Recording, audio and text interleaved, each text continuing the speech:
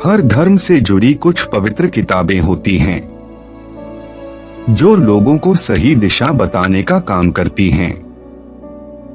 इसी तरह ईसाइयों का पवित्र धर्म ग्रंथ बाइबल है, जिसे ईसाई धर्म की आधारशिला माना जाता है।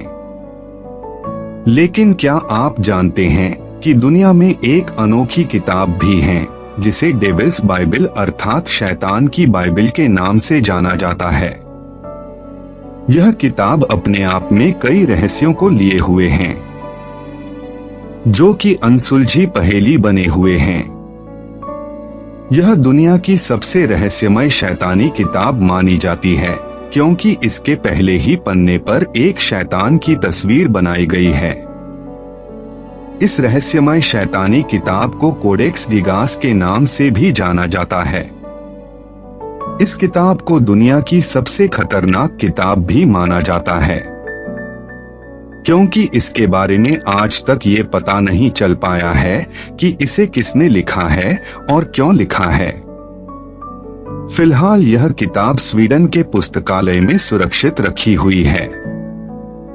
यह किताब इंसानों के मन में इसलिए भी कौतूहल पैदा करती है क्योंकि इसे कागज के पन्नों पर नहीं बल्कि चमड़े से बने पन्नों पर लिखा गया है। कुल 160 पन्नों की यह किताब बहुत भारी भरकम है। इसका वजन 85 किलो के आसपास बताया जाता है। इसे उठाने में कम से कम 2 लोगों की जरूरत तो पड़ती ही है। 13वीं सदी में एक सन्यासी ने अपनी मठवासी प्रतिज्ञाओं को तोड़ दिया था, जिसके बाद उसे दीवार में जिंदा चुनवा देने की सजा सुनाई गई थी। इस कठोर दंड से बचने के लिए उसने महज एक रात में एक ऐसी किताब लिखने का वादा किया जो सभी मानव ज्ञान सहित मठ को हमेशा के लिए गौरवान्वित करे। उसे इसकी इजाजत दे दी गई, लेकिन कहते हैं कि आधी रात को जब उसने देखा कि वह अकेले पूरी किताब को नहीं लिख सकता है तो उसने एक विशेष प्रार्थना की और शैतान को बुलाया।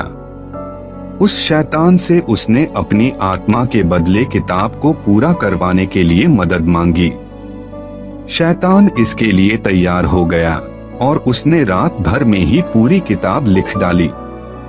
हालांकि वैज्ञानिक मानते हैं कि प्राचीन समय में चमड़े के पन्नों पर ऐसी किताब को महज एक दिन में लिखना नामुमकिन है। अगर दिन रात एक करके लगातार लिखा जाए तो भी इसे पूरा करने में कम से कम 20 साल का समय लगेगा। कुछ शोधकर्ताओं ने इस तर्क को गलत भी ठहराया है।